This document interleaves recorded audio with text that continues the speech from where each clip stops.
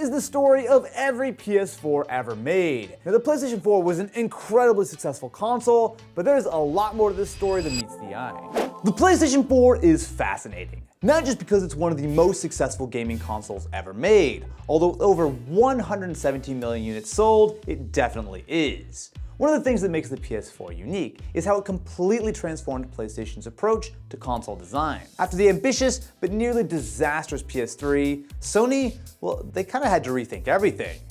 But also, for me, the PS4, it holds a little bit more of a personal attachment. This was the first generation that I was able to cover from start to finish. From being in the room for that legendary E3 announcement, to getting my hands on the DualShock 4 early, all the way through to buying one of the very last PS4s ever made.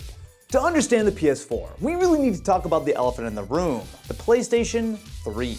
Now technically, Sony could claim that they outsold the Xbox 360, but it was by the absolute thinnest of margins and at tremendous cost. Picture this, Sony had just come off the PS2, arguably the most dominant console ever made. Then they brought out the PS3, a powerful but unbelievably complicated console that they also happened to price at $599, or about $900 accounting for inflation. By the end of the generation in 2013, the damage was staggering.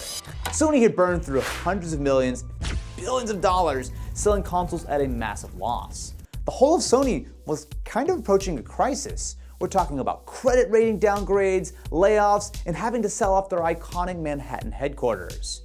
And it wasn't just the PS3 either. The PlayStation Vita, which was supposed to be Sony's answer to Nintendo's 3DS, was struggling to find its footing. While it certainly wasn't officially dead yet, sales were so disappointing that major retailers were already starting to scale back support. Inside Sony, there was some real soul-searching going on. The old PlayStation playbook of throwing massive amounts of money at bleeding-edge technology had backfired kind of spectacularly. Now, if you ask me, the question at this point wasn't, how do we make the PS4 more successful? It was much more so, how do we not f up again this badly? Now this context is crucial because it shaped every decision Sony made with the PS4. They needed a win, and they needed it without betting the company.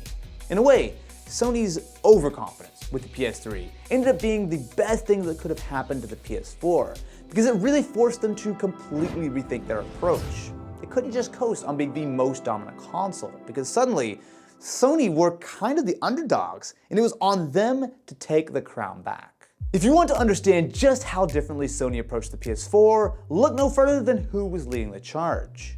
Ken Kutaragi, the father of PlayStation, had been the driving force behind every PlayStation up to this point. His philosophy?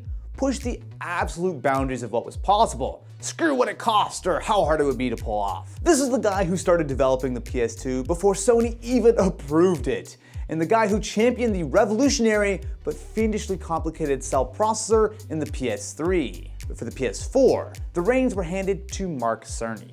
Now Cerny wasn't exactly new to PlayStation. He'd been involved since the PS1 days, working on games like Crash Bandicoot, and he helped to architect the PS Vita. But his approach couldn't have been much more different. Where Kutaragi-san was all about revolutionary tech and pushing boundaries, Cerny focused on evolution and practicality. Gone was the hubris of, we know best, and you're gonna develop for our console, and you're gonna like it, damn it. And instead was a more humble, much more collaborative mentality. The idea that Cerny was actively engaging with developers, understanding their frustrations with the PS3, and figuring out what they actually needed in next-gen hardware proved to be an incredibly important part of this generation.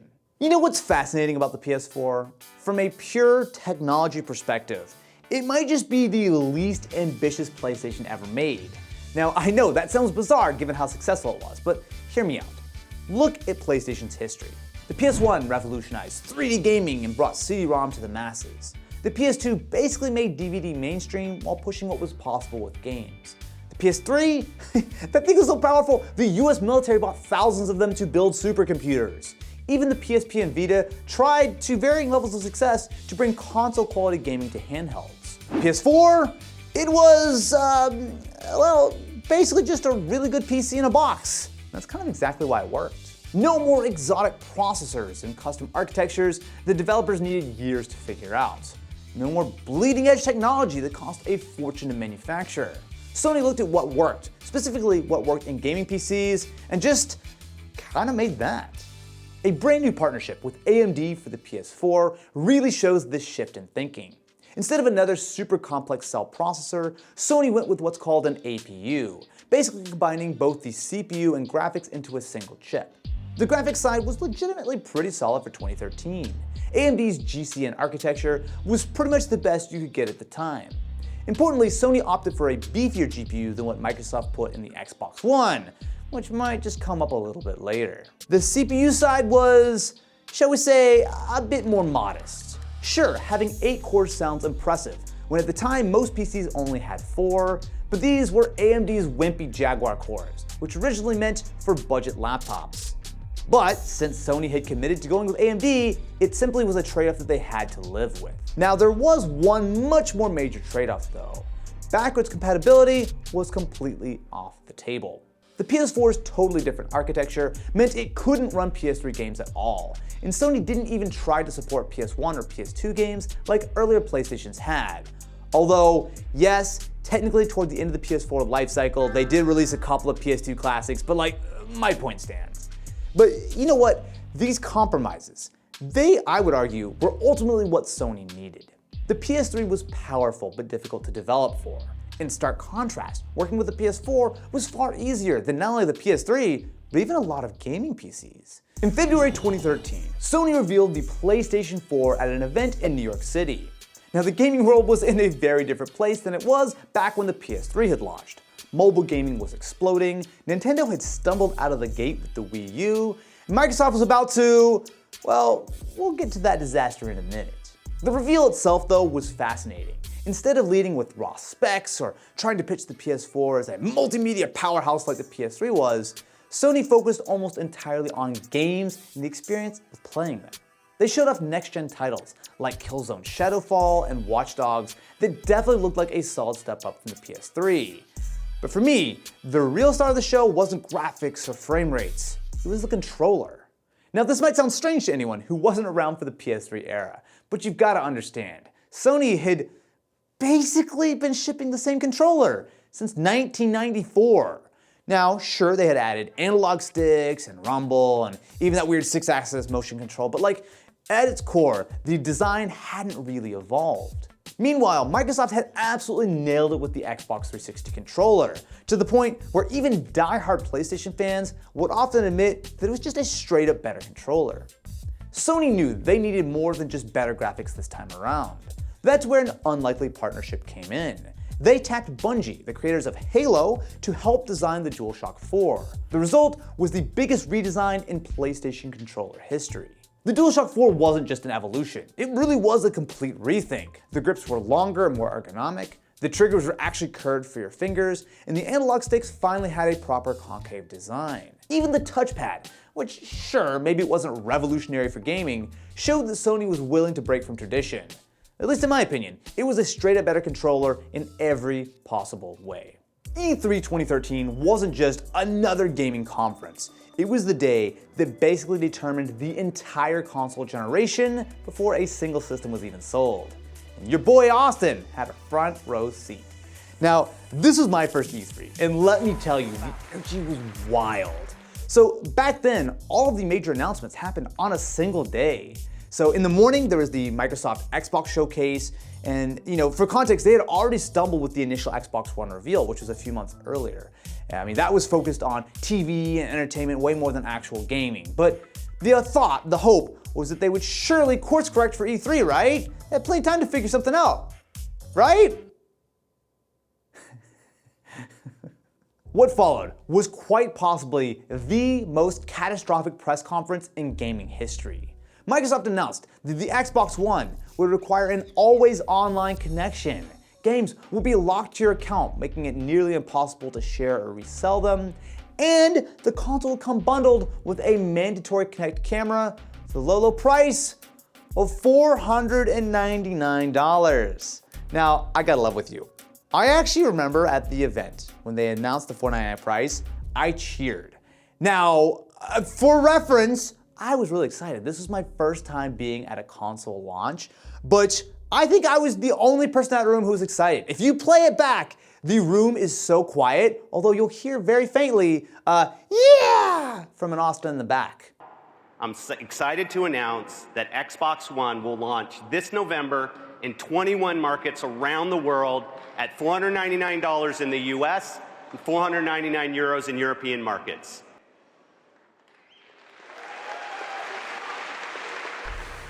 Never admitted this. I don't think anyone noticed it, but this is my time to come clean. I was excited for the Xbox One price for 3 seconds before I realized that, wait a minute, that's not a good number.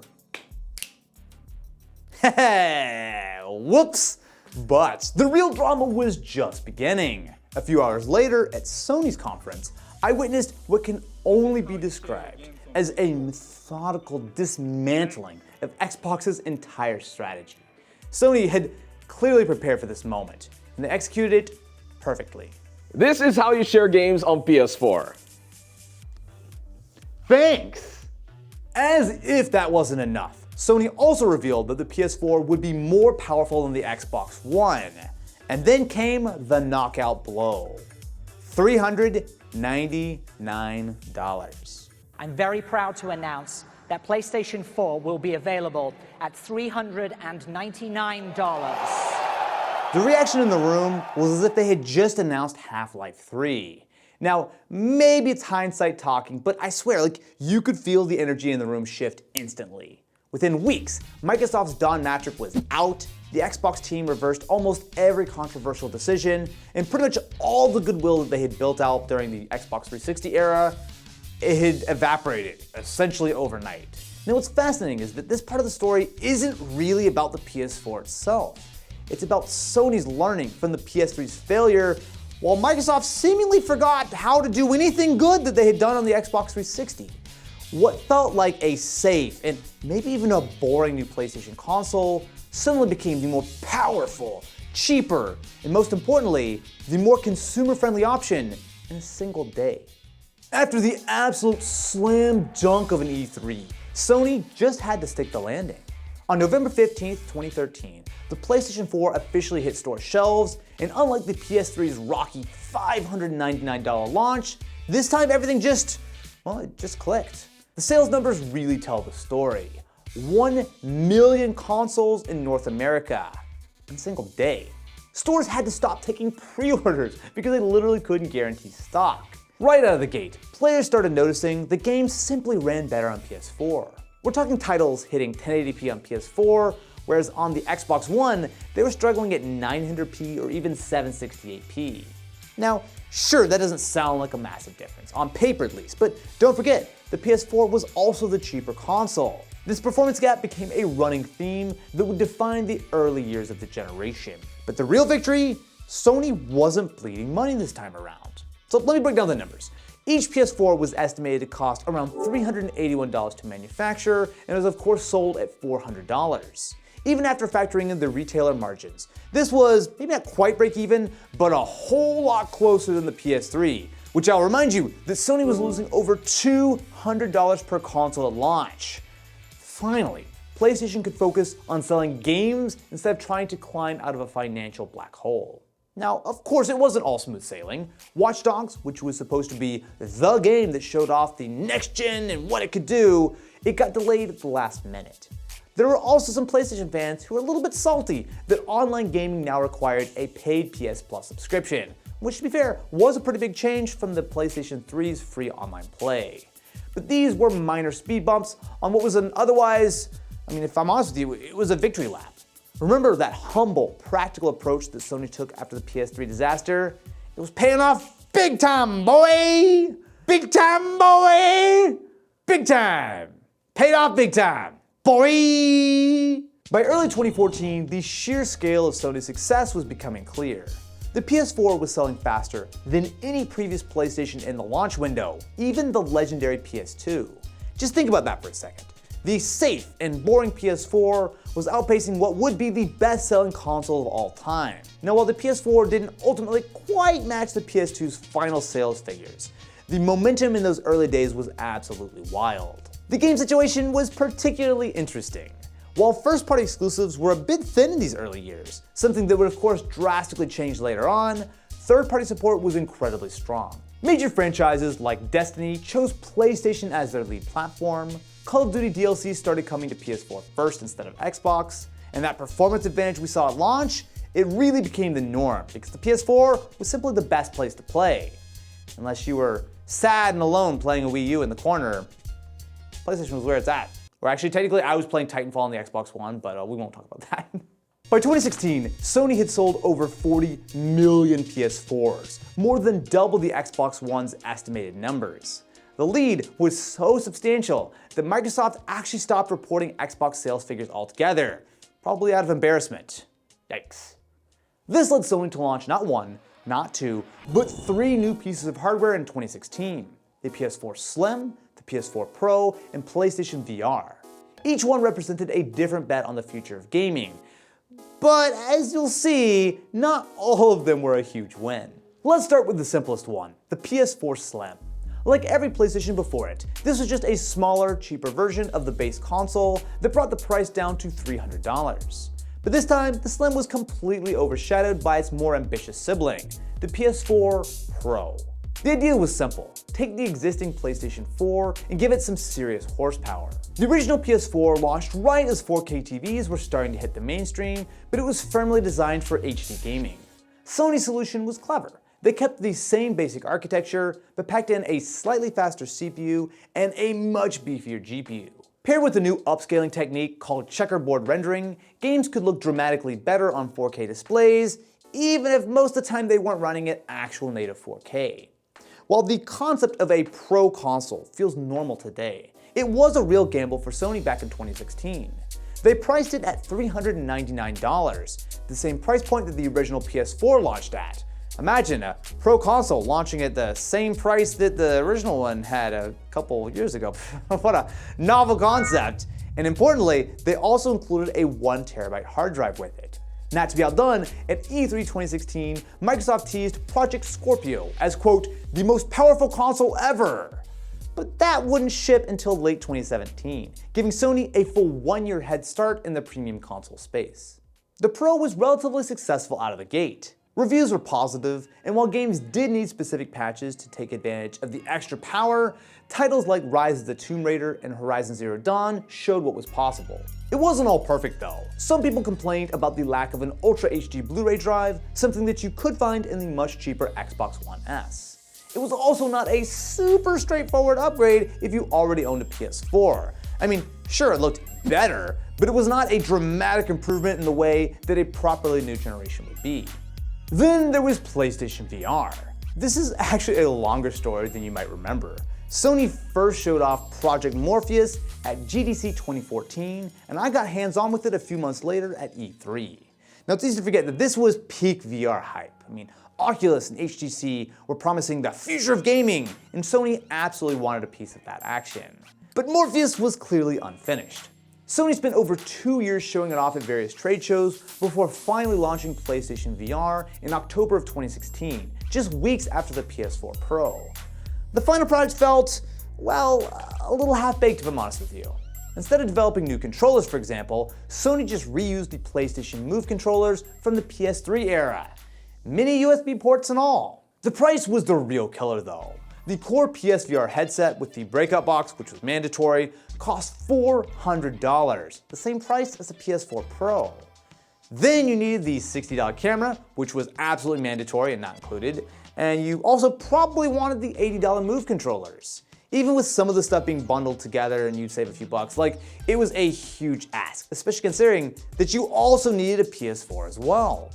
Sony eventually sold about 5 million PSVR headsets, which sounds okay until you realize that a lot of these were sold at deep discounts. For the last couple of years of the PS4's life, you could regularly find PSVR bundles for only $200 to $300. The PS4 Pro fared quite a bit better. At the end of the PS4's run, it's estimated that around 20% of all PS4s sold were Pros. Now that's not earth-shattering, but it was a decent chunk of premium sales that proved that there was absolutely a market for mid-generation upgrades. When Microsoft finally launched the Xbox One X in 2017, it did take back the most powerful console crown with objectively better 4K performance. But ultimately, it wasn't enough to change the narrative on the Xbox One. That ship had well and truly sailed in 2013. Looking back, there is absolutely no doubt that the PlayStation 4 is one of the most successful consoles, not only for Sony, but of all time. With over 117 million sales, it's second only to the juggernaut that was the PS2, and it absolutely dominated the Xbox One, selling at least twice as many units. And I guess the Wii U existed somewhere in the middle of there too. But for me, the PS4, its legacy is not just about the sales numbers. The PlayStation 4 completely transformed how Sony approached console design. Its straightforward, PC-like architecture became the blueprint not just for the PS5, but even the current Xbox Series consoles that are basically using the same playbook. Powerful but familiar hardware the developers actually want to work with. But maybe the PS4's most important legacy is how it cemented Sony's position as the dominant force in gaming. Now, to be fair, it wasn't just sheer Sony genius that brought them back on top. I'd argue that half the reason the PlayStation 4 was so dominant was because just how much Microsoft shot themselves in the foot. If at E3 they had unveiled an Xbox One that didn't require Kinect, that didn't try to lock down used games, and wasn't a more expensive, less powerful alternative to the PS4, honestly, this generation may have gone a very different way. But Microsoft threw away their goodwill, and it's something that they've never really recovered from. It's almost ironic. The PS4 was Sony's least ambitious console, but it might just be their most influential. It wasn't revolutionary like the PS1, it didn't define an era like the PS2, and it didn't push technology to its limits like the PS3. The PS4 just focused on being a really good gaming console. And sometimes, that's exactly what you need. If you enjoyed this video, definitely be sure to subscribe to the channel, and feel free to catch our earlier episodes breaking down every other generation of PlayStation. We've been working on this series quite literally all year long, so I hope that you've enjoyed.